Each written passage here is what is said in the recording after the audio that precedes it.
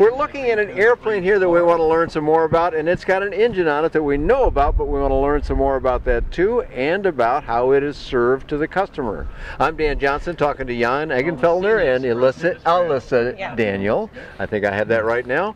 And you're both going to give me some education, but let's start out.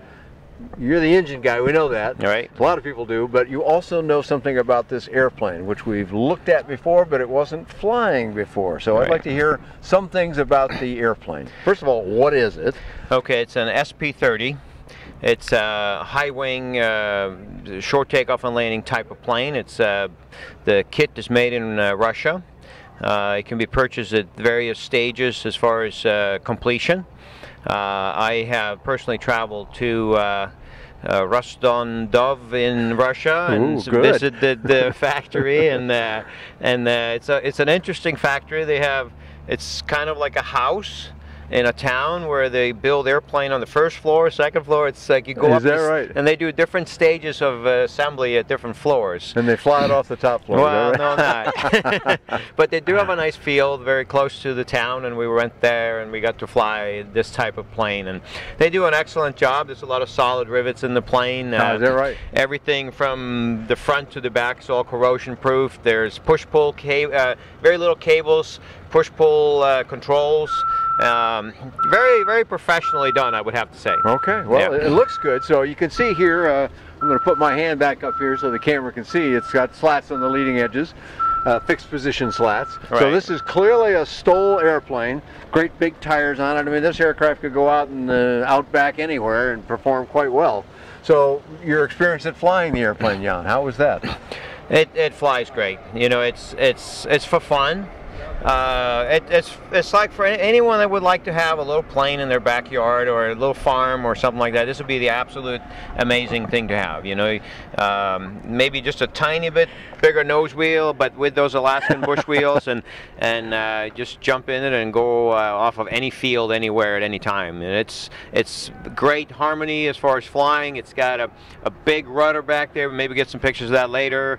It's strut braced, very sturdy airplane. All around just a fun machine.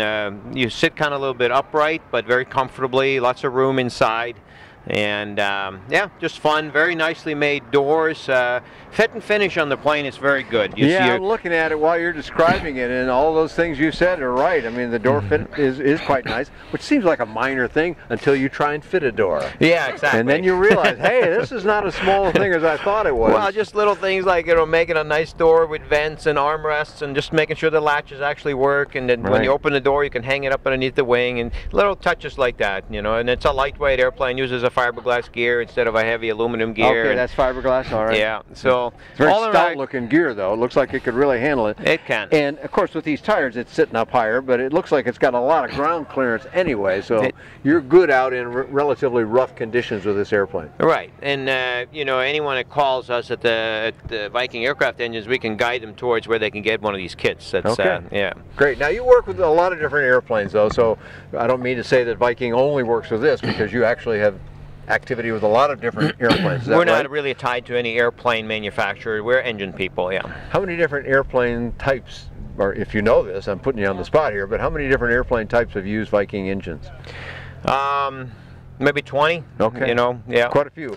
Yeah. And again, you might think, well, you know, how hard is that? But each airplane is different. In fact, each of those airplanes may be slightly different. So in fact, you get a little exercise to mount an engine to an airplane, don't you? We end up learning a lot about airplanes because they're all slightly different, and you know, they have different ways that they mount the engines to the firewall. They're different firewalls. Some are vertical, some are slanted back, some are slanted the opposite direction for whatever reason, and fuel tanks are different places, header tanks, wing tanks, fuselage tanks, and header tanks. And so there's an awful lot that we get to see and work with and make, you know, work in an airplane environment with our engines that maybe an aircraft manufacturer specializing in one airframe never get to experience. Yeah. Right, yeah, they look at the same one all the time. Right, exactly. And hopefully get that down very well, but you're right, you get a more versatile view of things doing what you do. Let's talk about the power plant on the front of the engine, the front of the airplane, time, because that makes a lot of difference in how it performs. Oh, so for which sure. engine of your fleet is on this one?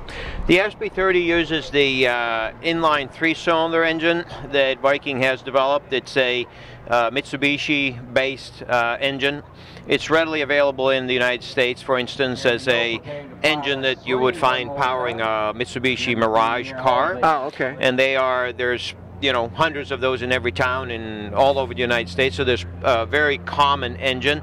Like I said, it's 3 cylinders, puts out 90 horsepower. It's mated with either a 2-gear or a 3-gear reduction drive, depending on what the engine is being utilized in. Ah, okay. If it's on the back of a trike or something, it might be a 2-gear gearbox where they don't need the clearance. On a aircraft like this with the engine up front, it would use a 3-gear gearbox in order to turn the propeller away from the ground, or have the ground clearance, and get a proper cowling line on the engine. All right, so now with this particular engine on it, the 3-cylinder that you talked about, mated to this aircraft, how does the aircraft perform? Okay, it's fun, first of all, because that's, but as far as specific numbers, 40 to 60 feet takeoff, no takeoff roll with a little bit of a breeze. It's a 90-mile-an-hour airplane in cruise. Oh, it does 90 though, huh? Even with these big slats on with the front of it? slats and the big wheels, it'll do 90. Right? It'll do 95 with smaller wheels. But again, trying to get an airplane like this going faster is That's like not the point. you're not looking at the right airplane if you're, this is about going slow. In fact, flying at 55 is fun. Sure. To look around. You're talking to an old ultralight pilot. Those numbers are sweet music to my ears. But not only able to see the ground and watch things go by, but land almost anywhere, I'm guessing. I mean, anywhere, within reason, of course. And having fun, having pride and fun in making sure the tires only roll once. So you keep it in the air until you just touch down, and try to find a piece of grass off the pavement if you can, and then if you have to land on the pavement, land as slow as you can. Yeah. Okay, very good. Okay, so you've got this 3-cylinder engine on this airplane, but I'm building something else, and I could name a number of different airplanes for you.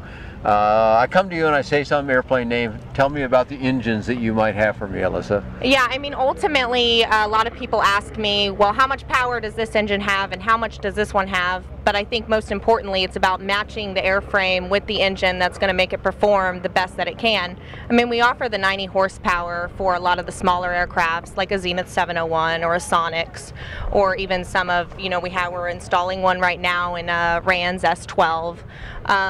We have our 130 horsepower, which is our bread and butter, as we like to put it. It goes on a lot of the 650s and the 750 Zeniths and a lot of other aircrafts as well. And then we have our bigger guy, which is our 180 turbo, that we obviously have on our Super Duty there. But for those that are looking for a little bit more power, and it comes with a little bit more weight as well. Then and you said that's a turbo as well. Yeah, so yeah. Those people who live in high elevations probably cue into that one. Yeah, exactly. So, but as long as it's, the weight is going to match the the aircraft, and that's a good fit for it. A lot of times you'll have people that will come and ask, they say, we have an S20 and I want to put 180 horsepower on it. And we go, that might not necessarily be ideal. Let's put the 130 horsepower on it, because ultimately you need to guide them into the decision where they're going to have the best performance for their aircraft and their engine combined.